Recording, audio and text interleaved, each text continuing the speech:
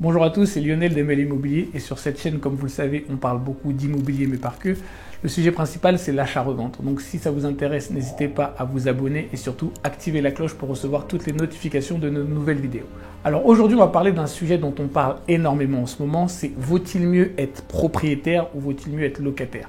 Alors comme je le dis, les gens font ce qu'ils veulent, je ne suis pas là pour juger ce qu'ils font, mais dans cette vidéo, je vais vraiment donner précisément tous les avantages à être locataire et tous les avantages à être propriétaire. Après, c'est vous qui allez faire votre match entre vous et me dire ce que vous en pensez dans les commentaires. Donc n'hésitez pas, je compte vraiment sur vous pour commenter et me dire ce que vous en pensez. Alors on va commencer par les avantages des locataires. Alors un des plus gros avantages selon moi, c'est vraiment le locataire ne paye pas de taxes foncières. Et vous le voyez, depuis quelques années, les taxes foncières ne font qu'exploser en France.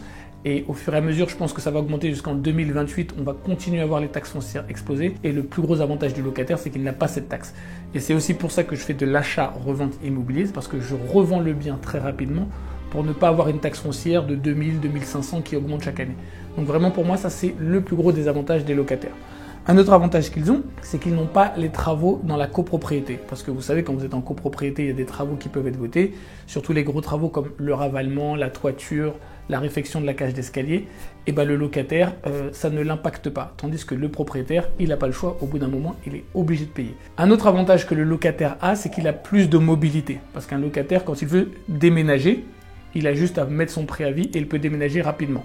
Contrairement à ce que beaucoup de locataires pensent, ils se disent oui, quand on est locataire, on bouge plus facilement, comme si on ne pouvait pas bouger quand on était propriétaire. Quand tu es propriétaire, tu peux aussi bouger. Tu peux mettre ton bien en location, tu peux aussi le revendre, donc tu peux aussi bouger. Le problème, c'est que quand tu es propriétaire, surtout si tu as un bien assez cher que tu veux revendre, retrouver un client, ça peut prendre plus de temps. Donc des fois, il y a des délais de vente qui sont de 6, 7, 8, 10 mois, 1 an, que le locataire n'a pas. Donc ça peut être beaucoup plus difficile pour le propriétaire de bouger. Donc on va donner ce point-là aux locataires parce que c'est un vrai avantage pour eux. Autre chose, en France, quand le locataire ne paye pas son loyer, il est assez protégé. On voit que des locataires qui ne payent pas arrivent à rester 1 an et demi, même 2 ans pour toute la procédure d'expulsion parce qu'elle est vraiment longue en France.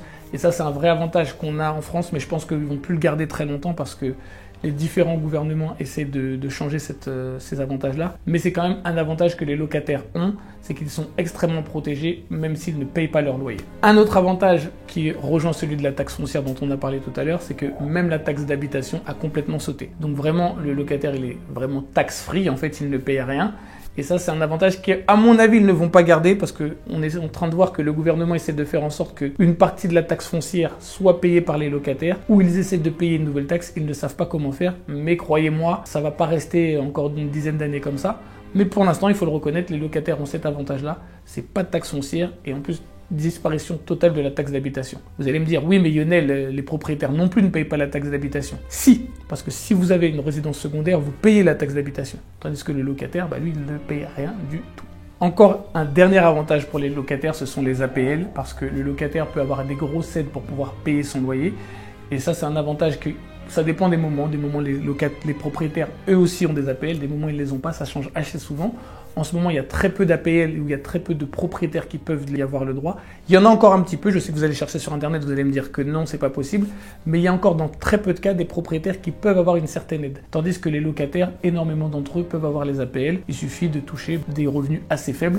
Et c'est un vrai avantage que les locataires puissent avoir. On a donné tous les avantages des locataires. Maintenant, on va donner des avantages des propriétaires parce que les avantages sont complètement différents, mais il y en a des deux côtés. Un avantage que les propriétaires ont, c'est qu'ils ne payent pas des loyers dans le vide. Quand un propriétaire paye son crédit, il récupère de l'argent à la sortie. Je donne un exemple. Le locataire, il paye son loyer pendant 17 ans. Le jour où il a fini de payer son loyer, on lui dit merci, au revoir. Contrairement à ça, le propriétaire, quand il prend le crédit et qu'il paye un logement pendant 17 ans, c'est pas du tout la même chose. On va prendre un cas concret pour que vous puissiez imaginer à peu près les chiffres. Vous achetez un appartement, 200 000 €. Vous payez pendant 17 ans, donc on va dire que vous avez payé à peu près 150 000 €. Vous avez remboursé à peu près 150 000 €. Et il vous reste 50 000 € à payer. Donc vous avez acheté 200 000 et vous revendez 300 000. Avec le temps, vous avez bien vu l'immobilier en 17 ans, il coûte beaucoup plus cher. Donc vous vendez l'appartement 300 000. Et bien là, à ce moment-là, vous avez les 150 000 que vous avez amortis, plus les 100 000 de plus-value. Donc il se retrouve, comme il a acheté 200 000 et il revend 300 000, il a 100 000 de plus les 150 000 qu'il a amortis au moment où il vend, il va les récupérer. Donc il se retrouve avec 250 000 € sur son compte en banque. Et là, on voit que c'est un vrai avantage que les propriétaires ont, que les locataires n'ont pas. Croyez-moi, un petit chèque de 250 000 € à n'importe quel âge que vous avez, ça fait toujours du bien. Un autre avantage que les propriétaires ont, c'est qu'ils se mettent en sécurité pour la retraite. Parce qu'au moment de la retraite, il y a souvent une très grosse chute des revenus des gens.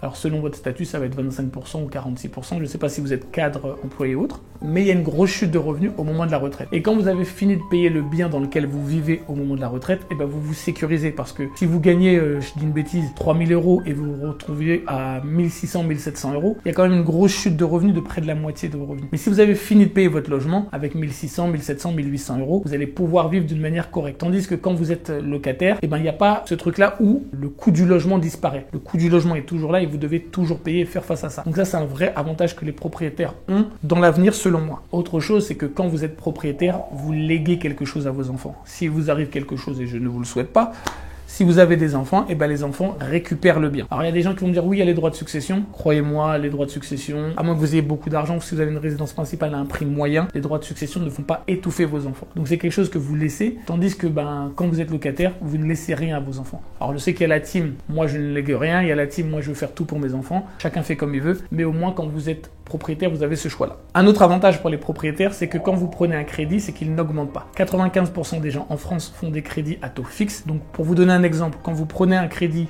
pendant 20 ans ou 25 ans à 1 000 € par mois, vous savez que aujourd'hui, vous payez 1 000 € par mois et ça sera la même chose dans 20 ans, dans 25 ans. Tandis que quand vous prenez un loyer, aujourd'hui, vous payez 1 000 €, mais avec la réévaluation annuelle des loyers, dans 20 ans, vous pouvez vous retrouver pour le même bien à payer 1 600, 1 700, 1 800.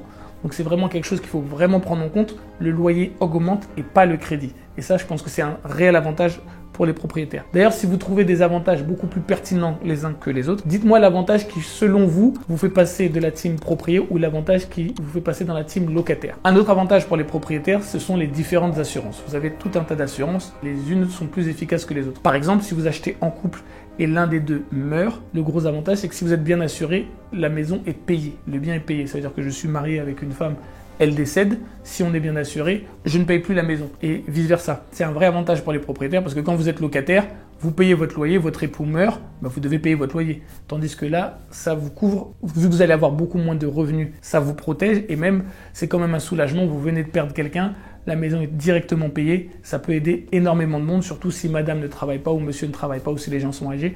C'est vraiment une vraie protection qu'on n'a pas quand on est locataire. Il y a aussi la possibilité de pouvoir suspendre ses mensualités. Si vous avez une difficulté pendant que vous êtes propriétaire, vous payez votre crédit, il y a plusieurs banques qui font ce qu'on appelle la clause de suspension des mensualités, qui fait que pendant 6 mois, 18 mois, même jusqu'à 24 mois, vous allez pouvoir ne pas payer votre crédit pour pouvoir vous refaire. Et ça, c'est quelque chose qu'on ne peut pas faire quand on est locataire. On ne peut pas dire « j'arrête de payer mon loyer pendant 1 an parce que ça va mal ». Et ça, c'est un vrai avantage quand on est propriétaire. Il y a encore beaucoup d'autres avantages de part et d'autre. Si vous voyez d'autres avantages, n'hésitez pas à les donner dans les commentaires. Et surtout, dites-moi si vous êtes plutôt team locataire ou propriétaire. Ça m'intéresse vraiment parce que des deux côtés, il y a des avantages et qu'on n'est jamais d'accord. Et moi, je vous aime pour ça parce que vous n'êtes pas d'accord avec moi. En tout cas, j'espère que cette vidéo vous a plu. Surtout, abonnez-vous, partagez au maximum cette vidéo pour savoir ce que les gens en pensent. Et je vous dis à dimanche prochain dans la prochaine vidéo. Bye.